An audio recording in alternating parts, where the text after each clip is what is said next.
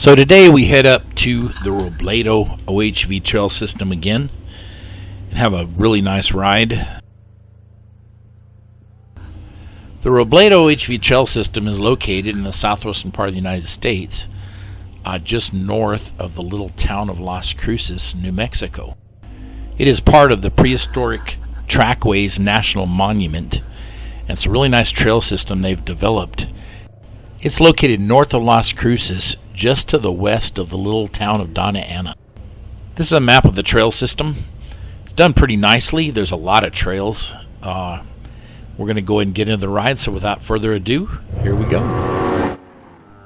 The Robledo Mountain Range was named for Pedro Robledo, who died on May 21st, 1598, and he was buried nearby. Robledo was the first casualty of the Oñate expedition sent to colonize the upper Rio Grande Valley. A native of Toledo, Spain, Robledo was accompanied on the expedition by his wife and 5 children. Some of his descendants live in Las Cruces today.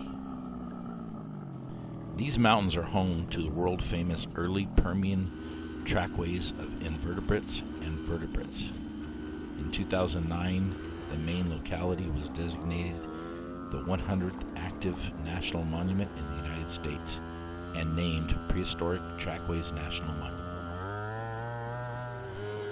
Rock outcrops in the area preserve numerous examples of early Permian trackways. The trackways can be difficult for the general public to find, as the monument is largely undeveloped with few facilities yet existing to aid fossil hunters. Many of the slabs pulled out by Jerry McDonald are housed at the New Mexico Museum of Natural History and Science, although they are not on display at this time. Guided hikes are periodically offered by BLM interpretive staff. The monument lies along the western portion of the Rio Grande Rift and is within part of the Robledo Mountains. It is made up of Cenozoic and Paleozoic Waco Group sediments. The Waco Group is early Permian strata. Most of the monument is Permian and would have been underwater or along the coast of what was once the Waco Seaway. The tracks can be found in the Red Rock, which is also called Abo Red Beds.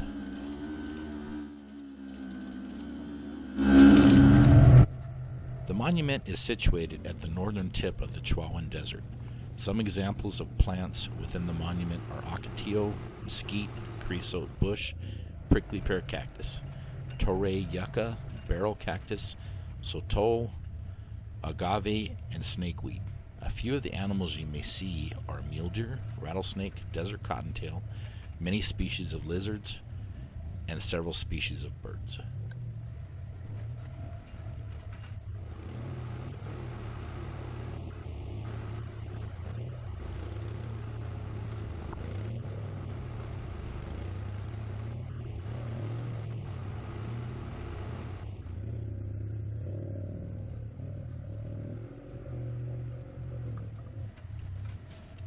Most of the Robledo Mountains expose a thick section of early Permian sedimentary rocks. This section, originally known as the Waco Formation, was divided into several members. In 1998, Lucas et al. Elevated the Waco to group status and its members to formations. In the Robledos, the Waco group is more than 1,500 foot thick and includes from the oldest to the youngest the Shalem Colony Community, Pitt, Robledo Mountains, and the Apache Dam formations.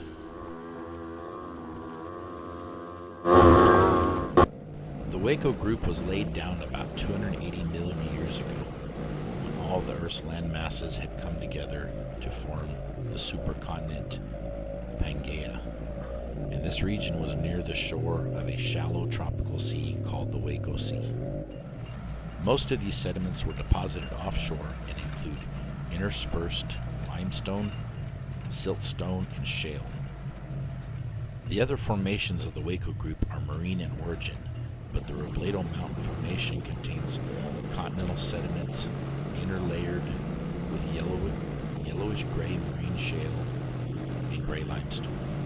Sea level fluctuated during these times, and the continental deposits reflect periods when the sea level dropped low enough to expose the shallow seafloor. The sea level declines were due in part to increased glaciation elsewhere across the globe, which locked up water in continental ice sheets, glaciers, shorelines, tidal mud flat, and river floodplain environments, replaced the marine regions, laying down red beds of fine-grained calcareous sandstone, siltstone, and mudstone. So there you go, a little information about the Robledo Mountains.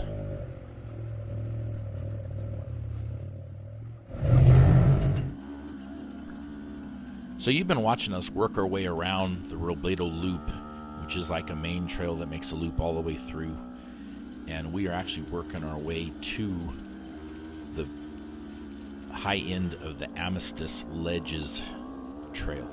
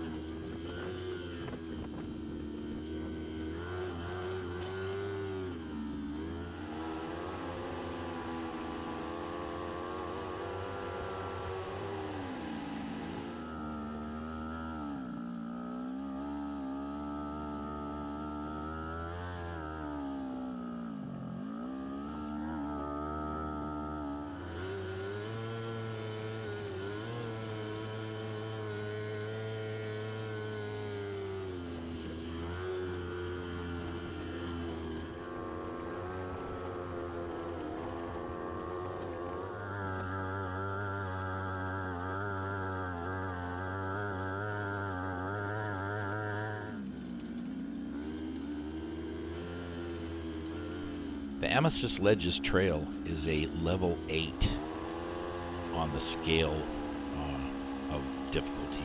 It's a black diamond, level 8. So here we're starting our descent down into the Amatista Ledges Trail. Pretty nice trail. We hit a point where we had to turn around after I went over this pretty good obstacle, and it was little more than everybody else wanted to go, but they would have went. But we looked further down, and the waterfall started getting pretty heavy duty, so we decided to abandon the trail at that point.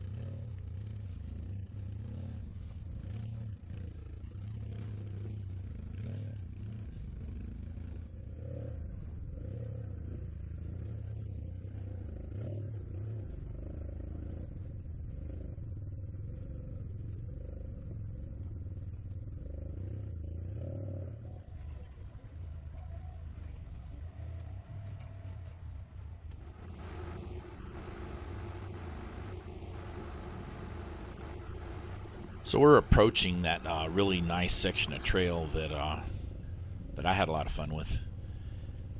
Had a chance to check out my 32-inch tires that I just put on it. I probably wouldn't have made it without them.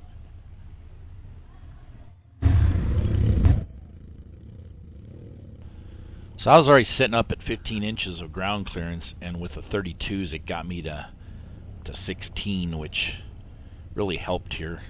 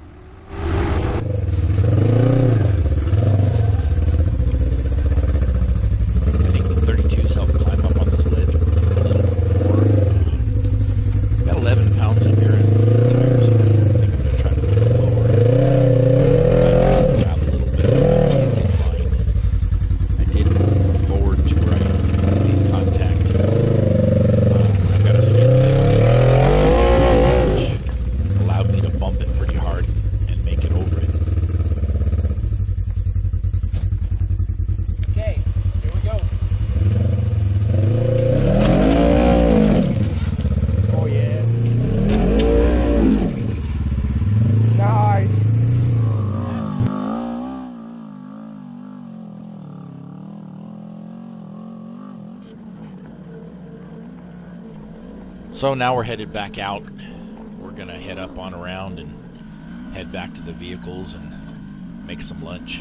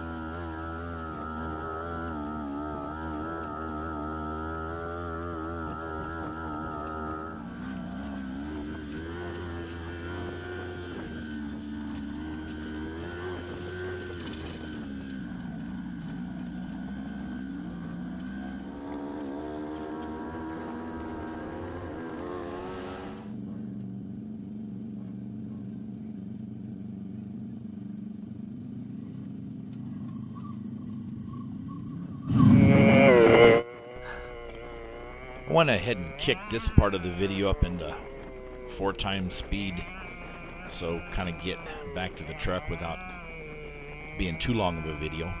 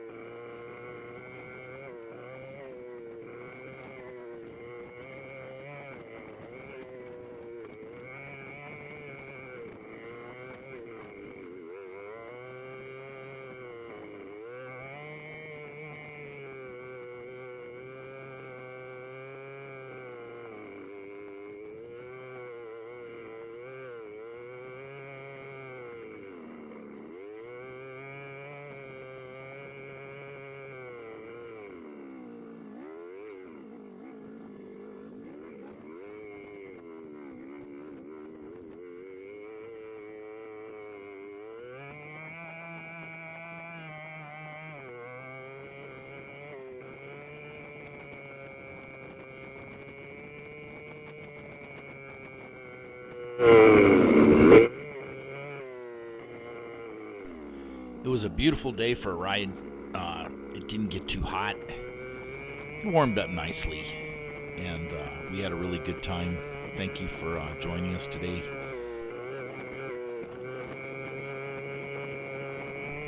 I'd like to thank again our friends in Las Cruces for joining us. As always, it was a pleasure hanging out with you for the day.